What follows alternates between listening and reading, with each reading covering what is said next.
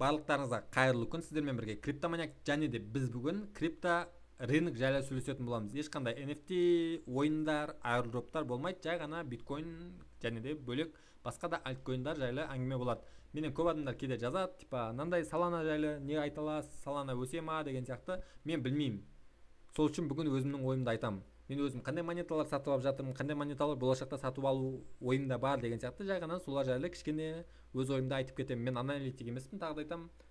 Одан бөлек біздің описанияда ең қолайлы, ең оңай деген екі биржаның ссылкасы болады. Binance пен Bybit, тіркеліп кетсеңіздер болады. Себебі шынымен де басқа биржаларға қарағанда ол жерлерде шынымен барлығы оңай, түсінікті.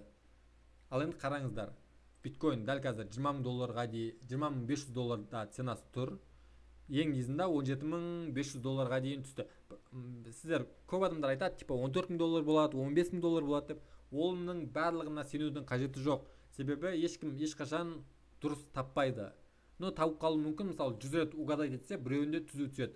Мысалы қараңыздар, мен жақсы білем.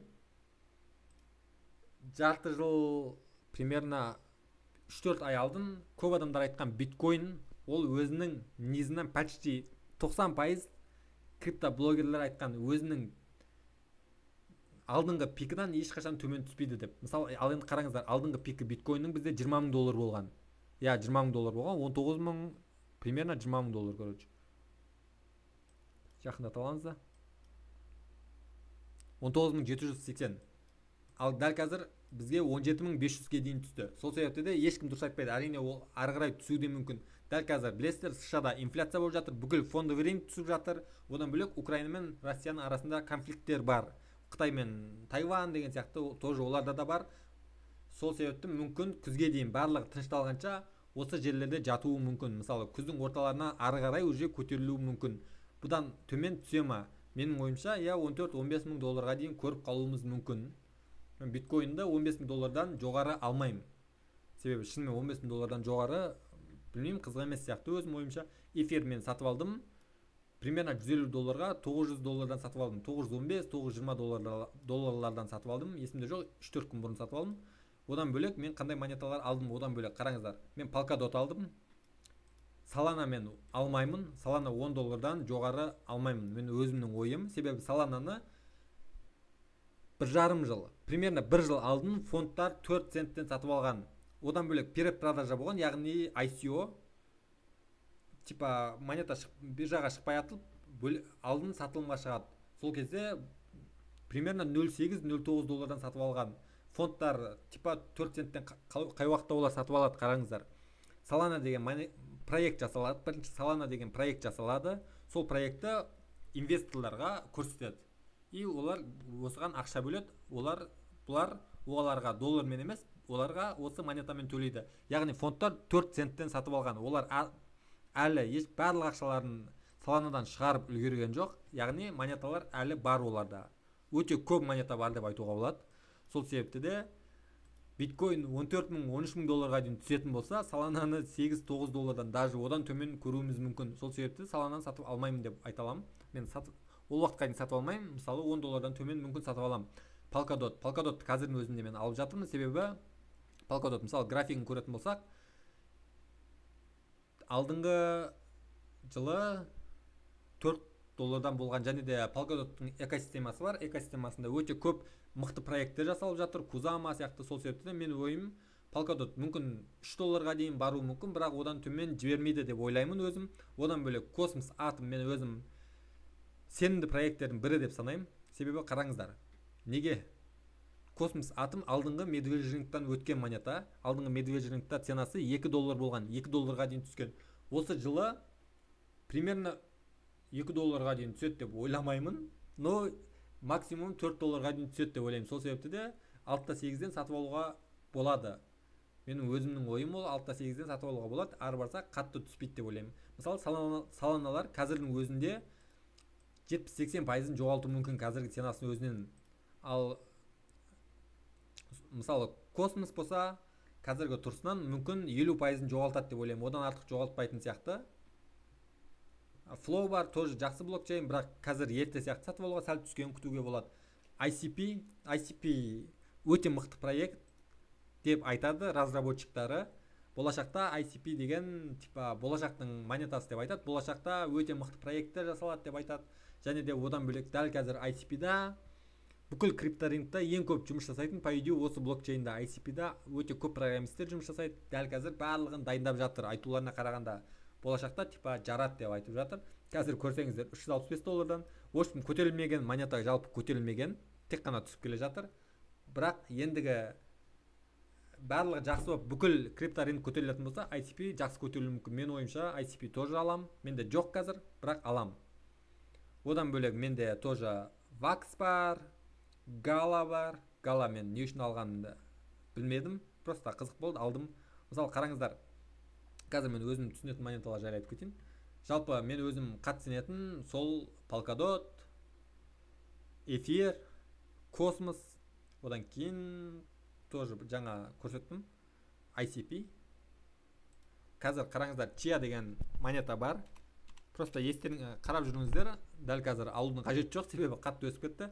Қазір $52 тұрады. Бұл биткоин 2.0. Былайша айтқанда жасыл биткоин. Дәл қазір солай айтып жатыр разработчиктар. Болашақта бұл Chia деген монетаның өзінің блокчейні болады, типа экосистемасы болады. Бұл жерде де болашақта проекттер шығады. 7 күндік графигін көрсек, 7 күнде $27 болған. 7 күн алдын. Мен $27 алғым келген, бірақ үлгермедім. Көргендеріңізде қатты бір отскок болды, одан кейін тоже сол күйі $27 келмей кетті. Қазір $50. Примерно 2x жасап тастады. Бүкіл крипторинг құлап жатқан кезде 2x жасап тастады. Бірақ ол типа DAO-мейкерге листингке шығады деді, бірақ DAO-мейкерге листингке шықпады. Енді шыға ма? Негізі шығатын күніне өтіп кетті уже, бірақ шықпады. Неге шықпағанын ешкім білмейді. Осы Chia деген монета бар, бірақ рискованно $25-26 болатын болса, мен қуана алам. Пикында $1,500 дейін жеткен. Дәл қазір өте қатты минуста жатыр. Но бірақ болашағы бар. Менің ойымша, көп адамдар айтады болашағы бар деп. Жалпы осы Chia, Cosmos Atom, Flow, Polkadot, Gala деген проект, ол ойынның проекті өте рискованный монета. Өте риск өте үлкен, бірақ болашағы бар деп ойлаймын. Себебі қазір мен сіздерге біраз нәрсе айтып беретін осы Gala жайлы не қыламыз, уақыт құртып. Gala деген бұл қысқаша айтқан кезде Steam игровой проект, өзінің Gala деген проект бар. Эфирдің блокчейнінде жасалған, яғни эфирумның блокчейнінде жасалған, плюсы эфирдіңға өте үлкен комиссия, ал бұл жерде Galada сіз комиссия өте аз төлейсіз. Және де ең топовый ойындар осы Galada шығып жатыр. Әлі шықпады ешқандай проект. Galada 100% құрылды деп айта алмаймын. Но бірақ бар, бір-екі проект бар. Тонстар мен танки деген, танктар маған қатты өтпеген. Тоже танктарды айырдропқа қатысқан, мен ештеңе ұтпадым. Одан кейін Тонстар деген бұл жерде тегін ойнауға болатын ойын болды, және де барлық адамдар жақсы тапты. Ал енді қазір тағы да 3-4 проекті бар, өте күшті топовый ойындар бар. Gala тағы да жару мүмкін. Ал алдыңғы пикі 0.70 центке дейін барған. Ну, короче, примерно $1 жақын болған. Қазір 0.05 жатыр. 0.03, 0.04-ке дейін түсетін болса, мен тағы да аламын Gala'ны. Одан бөлек VAX-сіз қайқа барамыз? VAX туралы міндетті түрде айту керек, себебі мен почти жұмысымның 90%-на керек монета осы VAX. VAX-та бұл өзінің кошелегі бар, өзінің маркетплейсы бар, осы өзінің блокчейні, былайша айтқан кезде осы VAX-та көптеген майда шүйда игровой проекттер құрылады. Болашақта мықты проекттер келуі мүмкін VAX-қа, себебі спрос бар дәл қазір. Мысалы өзінің Atomic Hub деген осы VAX-тың маркетплейсы, одан бөлек NFT блок деген маркетплейсы бар. Одан бөлек типа VAX деген кошелегі бар, міне осылай көрінеді. И кез келген уақытта ешқандай қиындықсыз кез келген биржаға монетаңызды лақтыра аласыз. Қазір мен өзім VAX-та отырмын, примерно ойындардың барлығында бармын. Мысалы Age of Farming деген ойында алдын видео түсірген, маған 100 VAX почти күніне алып келеді. Бүгін 120 VAX-қа дейін жеткен пикында.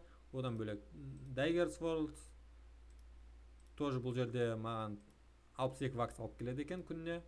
Но примерно 120-130 VAX күніне маған түсіп тұрады. Мен игровой проекттер, в основном біздің каналға өтетін болсаңыздар, игровой проекттер жайлы мен в основном осы VAX-тағы проекттер жайлы айтам. Әрине Binance Smart Chain-де бар, Solana-да тоже проекттер өте көп. Solana-ның минусы өте көп скам проекттер, және де өтірік картиналар. Ешкімге керек емес картиналар. Себебі Solana-ның блокчейні менің ойымша проект жасау оңай сияқты да, тексермейтін сияқты дұрыс Solanaшы. Одан бөлек всегда перегрузка сетінде. Мысалы Binance'тан фантомға кошелекқа лақтыратын болсаң, ол жақында түспейді, ол 4-5 сағатта бірақ түседі. Сол себепті маған Solana блокчейн жалпы ұнамайды.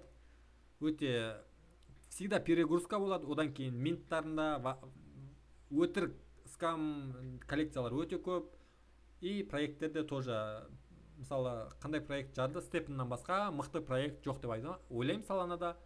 Ал эфирде, смартчейнде, вакста мүмкін жақсы проекттер бар, және де болашақта да шығады деп ойлаймын. Сол себепті де әрине осындай проекттер жайлы айта аламын. Және де одан бөлек Solanaның плюсы дәл қазір мифтюрн проекттер, мысалы Степен сияқты проекттер, Genapets, тағы да Walkin сияқты үлкен проекттер әрине Solanaның сетінде жасалып жатыр, бірақ болашақта мен ойымша басқа блокчейнге өтуі керек деп ойлаймын. Олар өтетін шығар.